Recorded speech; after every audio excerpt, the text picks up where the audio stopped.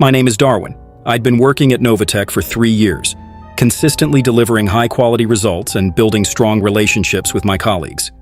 My team was working on a critical project, and I was the lead developer. When Graham, the regional manager, announced that Nora would be taking over as the new team lead, I was surprised. I had been expecting to be promoted to the role. Nora seemed nice enough during the introduction, but I couldn't shake off the feeling that she was going to be a tough boss. As she began to settle into her new role, I noticed she was being overly critical of my work. She would nitpick minor issues and make suggestions that didn't seem to align with the project's goals. I tried to brush it off, thinking she was just trying to assert her authority. One day, during a meeting, I asked Nora, "Hey, Nora, I understand you're trying to get up to speed, but I've been working on this project for months. Can we discuss the approach before making changes?" Nora's response was curt. "I've reviewed the project plan, and I think we need to make some adjustments. Let's go with my suggestions for now." I felt a knot in my stomach. I wasn't sure if Nora was trying to undermine me or if she genuinely didn't trust my judgment. I decided to talk to my colleagues and see if they had similar experiences with Nora. As I walked out of the meeting room, I bumped into Xavier, a senior developer. "Hey Xavier, have you noticed anything off about Nora's management style?" I asked. Xavier leaned in, lowering his voice. "To be honest, I've seen her being pretty tough on people, but I've also heard she's under a lot of pressure from Graham to deliver results." I nodded, taking Xavier's words into consideration. I wasn't sure what to make of Nora's behavior, but I knew I needed to tread carefully. Little did I know this was just the beginning of a challenging journey.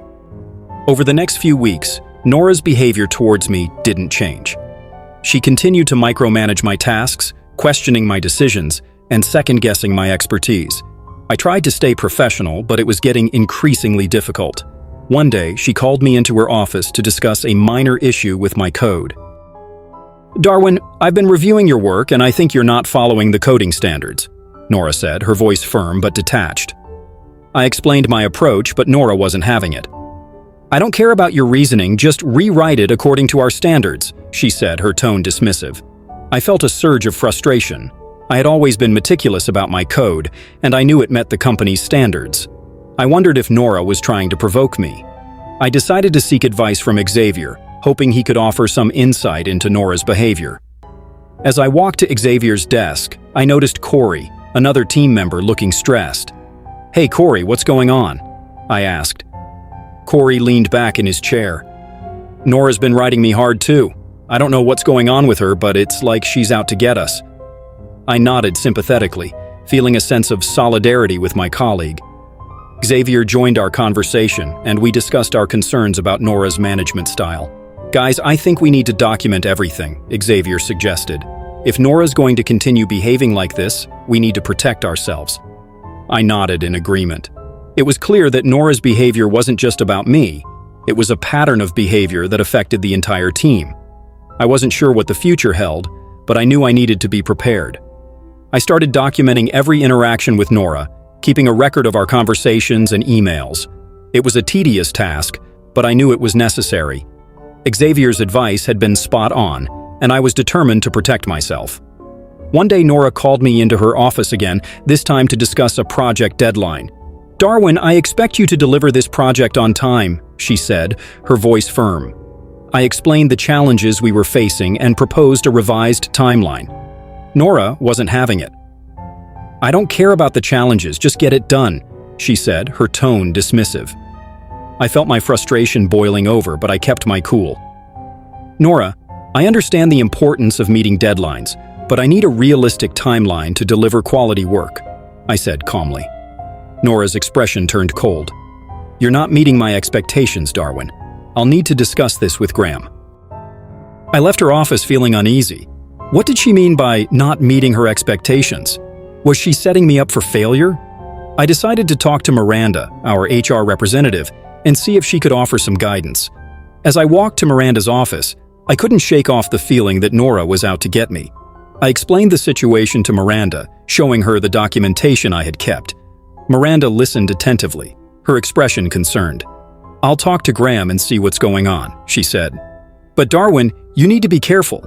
Nora's got a lot of influence in this company." I left Miranda's office feeling a sense of trepidation. What did she mean by, "Nora's got a lot of influence"? Was I in trouble? I wasn't sure what the future held, but I knew I needed to be vigilant. I couldn't concentrate on my work, my mind racing with thoughts of Nora and her behavior. I decided to focus on my tasks, hoping that if I delivered high-quality work, Nora's attitude towards me would improve. But no matter how hard I tried, I couldn't shake off the feeling that I was being targeted. One day, Graham called me into his office, and I wondered if Miranda had followed up on our conversation. "Darwin, I've been reviewing your work and I'm impressed with your dedication and expertise," Graham said. I felt a sense of relief, thinking that maybe things were finally looking up. But then Graham dropped a bombshell. "Nora's been telling me that you're not fitting in with the team, and she's concerned about your performance." I was taken aback.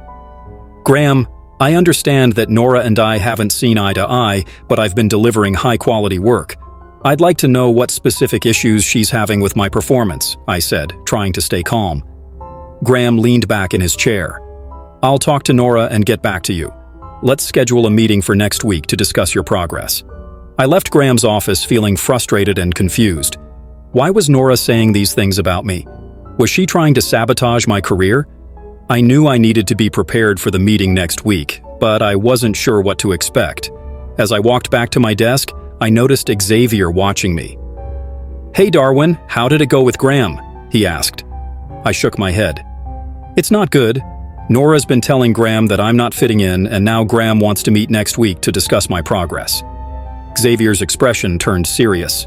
"Darwin, you need to be careful. Nora's not going to stop until she gets what she wants."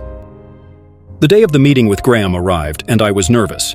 I had prepared extensively, gathering evidence of my work and rehearsing my responses. As I sat in the conference room, Graham and Nora arrived, their expressions unreadable. "Darwin, let's discuss your performance," Graham began. Nora jumped in, listing a series of criticisms about my work. I listened attentively, responding calmly to each point. When Nora finished, Graham turned to me. "Darwin, what do you think about Nora's concerns?" I presented my case, highlighting my achievements and addressing each of Nora's criticisms. Graham nodded thoughtfully. "I appreciate your perspective, Darwin. Nora, it seems like there are some differences in opinion here." Nora's expression darkened, and I sensed a storm brewing.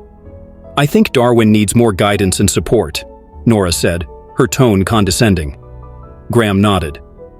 "All right, let's put Darwin on a performance improvement plan." I felt a knot in my stomach. What did this mean for my future at the company? "What are the specific expectations, and how will success be measured?" I asked, trying to stay professional. Graham outlined the plan, and I listened intently. As the meeting concluded, I left feeling uncertain about my future. Was this a genuine attempt to help me improve, or was Nora setting me up for failure? I wasn't sure, but I knew I had to tread carefully. I left the meeting feeling frustrated and demotivated. The performance improvement plan seemed like a setup for failure, and I couldn't shake off the feeling that Nora was behind it all. I decided to talk to Xavier again, hoping he could offer some advice. "Hey, Xavier, you won't believe what just happened," I said, summarizing the meeting with Graham and Nora.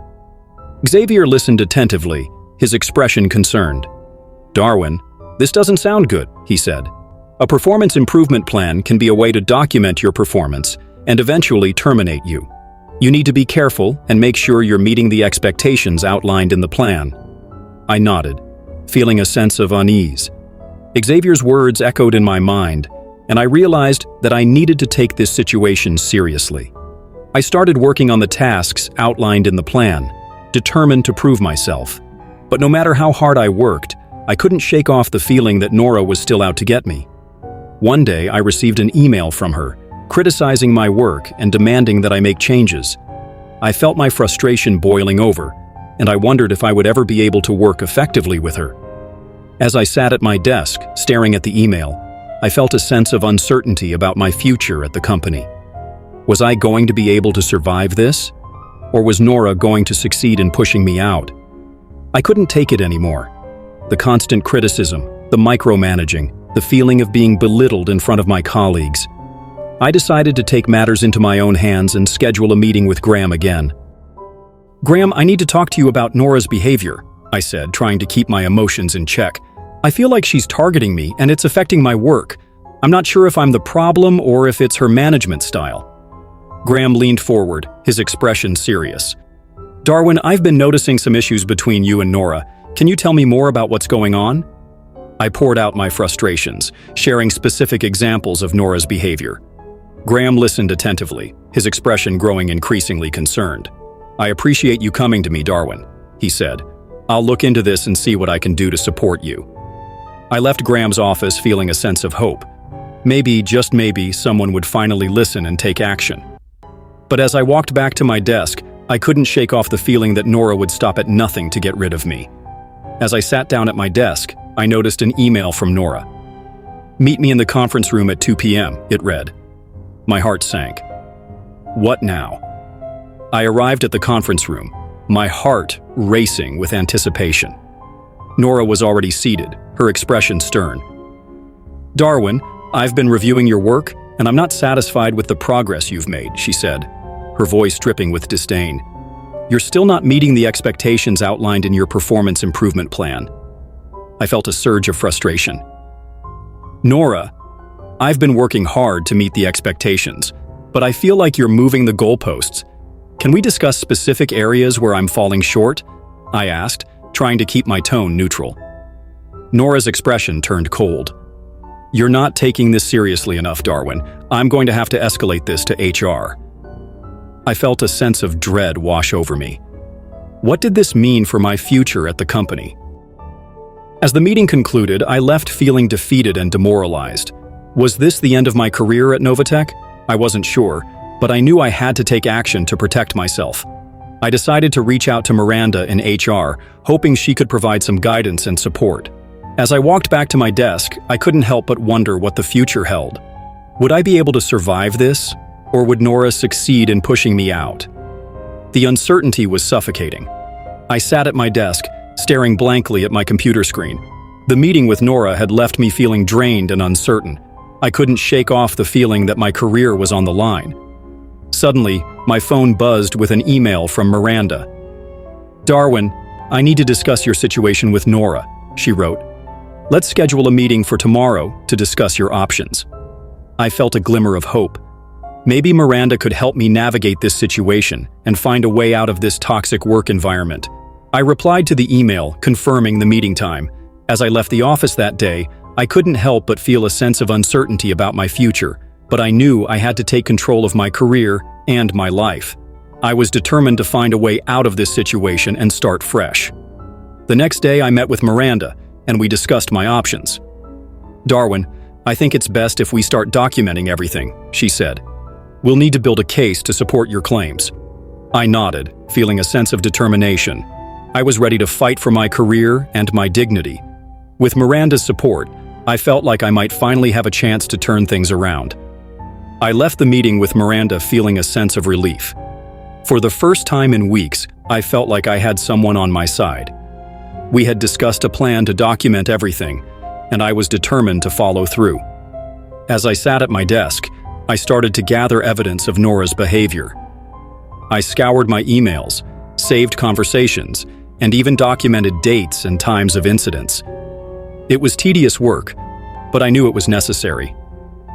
Nora walked by my desk, her eyes narrowing as she saw me typing away. "What's going on, Darwin?" she asked, her tone dripping with condescension. "Just working on some reports," I replied, trying to keep my tone neutral. Nora's expression turned skeptical, but she said nothing more. I watched her walk away, feeling a sense of determination. I was going to get to the bottom of this, no matter what it took. The days turned into weeks, and I continued to document everything. Miranda and I met regularly, discussing my progress and strategizing our next move. I felt like I was finally gaining ground, but I knew I couldn't let my guard down. One day, Miranda called me into her office, a look of determination on her face. "Darwin, I think we've got enough evidence," she said. "It's time to take this to Graham and see what we can do to resolve this situation once and for all." I felt a surge of hope. Maybe this was the turning point I had been waiting for. I sat in Miranda's office, my heart racing with anticipation. We were about to meet with Graham, and I was nervous about how things would unfold. Miranda briefed me on what to expect, her voice calm and reassuring. As we walked into Graham's office, I could feel my palms sweating. Graham greeted us warmly, but Nora was noticeably absent. "Let's get started," Graham said, his expression serious. Miranda presented the evidence we had gathered, her voice clear and concise. She highlighted the pattern of behavior Nora had exhibited, and the impact it had on my work and well-being. Graham listened attentively, his expression growing increasingly concerned. When Miranda finished, Graham turned to me. "Darwin, I'm sorry you had to go through this," he said. "We'll investigate these allegations and take appropriate action." I felt a sense of relief wash over me. Maybe, just maybe, justice would be served. Graham continued, "Nora's behavior will be reviewed, and we'll determine the best course of action." I nodded, feeling a sense of hope. Maybe this was the end of my nightmare. As we left Graham's office, Miranda turned to me. "It's not over yet, Darwin," she said, "but I think we're on the right track." I smiled, feeling a sense of gratitude towards her. For the first time in months, I felt like I might finally get the resolution I deserved. The days that followed were agonizingly slow. I had no idea what Graham's investigation would uncover or what actions he would take. But I knew I had done everything I could to document the situation and present my case. One morning, Miranda called me into her office, a smile on her face. "Darwin, I've got some good news," she said. "Graham's investigation has concluded, and he's decided to take action against Nora." My heart leapt with excitement. "What kind of action?" I asked, my voice barely above a whisper. "Graham's decided to transfer Nora to a different department," Miranda replied. "She'll no longer be your supervisor, and will be implementing additional training for managers to prevent situations like this in the future." I felt a wave of relief wash over me. It was finally over. I had survived the ordeal, and justice had been served. "Thank you, Miranda," I said, my voice filled with gratitude. "I don't know what I would have done without you." Miranda smiled. "You're welcome, Darwin. You deserve to be treated with respect and dignity. I'm just glad we could help make that happen." I left her office feeling like a weight had been lifted off my shoulders. Maybe, just maybe, I could finally move on from this experience and start fresh. I walked into the office, feeling a sense of liberation wash over me. The transfer of Nora to a different department had brought a much-needed change to the workplace dynamics. My new supervisor, Rachel, seemed fair and understanding, and I was finally able to focus on my work without the constant stress and anxiety. As I settled into my routine, I realized that I had learned a valuable lesson.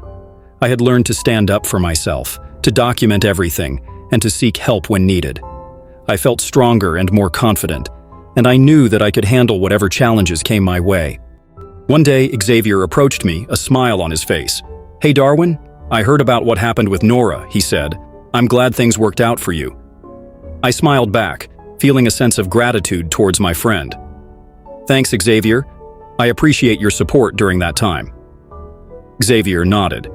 "We're all glad to have you back to your old self. You deserve it." I felt a sense of appreciation towards my colleagues, who had stood by me during the difficult times. As I continued to work, I realized that I had grown both personally and professionally. I had learned to navigate office politics, to stand up for myself, and to prioritize my well-being. I felt like a new person, ready to take on new challenges and opportunities. I sat at my desk reflecting on the past few months. The experience with Nora had been difficult, but it had taught me valuable lessons. I had learned to stand up for myself, to document everything, and to seek help when needed. As I looked around the office, I felt a sense of gratitude towards my colleagues. They had supported me during the tough times, and we had come out stronger as a team.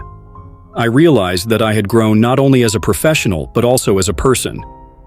Graham walked by my desk, a smile on his face. "Darwin, I wanted to touch base with you," he said. "I've been impressed with your work since the situation with Nora was resolved. You're doing a great job." I felt a sense of pride and accomplishment. Maybe all the struggles had been worth it. "Thanks, Graham," I replied. "I appreciate your support during that time. It made a big difference." Graham nodded, his expression serious. "We're glad to have you on our team, Darwin. You're a valuable asset." I left the office that day feeling proud and confident. I knew that I had overcome a difficult challenge, and I was ready for whatever came next. As I walked home, I felt a sense of closure. The experience with Nora was behind me, and I was focused on the future. I knew that I would face new challenges, but I was ready. I had grown, I had learned, and I was stronger than ever. Hey everyone, if you're dealing with a toxic work environment or struggling with workplace bullying, know that you're not alone. Share your story in the comments below, and let's support each other. If you're looking for more content like this, be sure to subscribe to my channel and hit the notification bell. Let's build a community where we can share our experiences and support one another.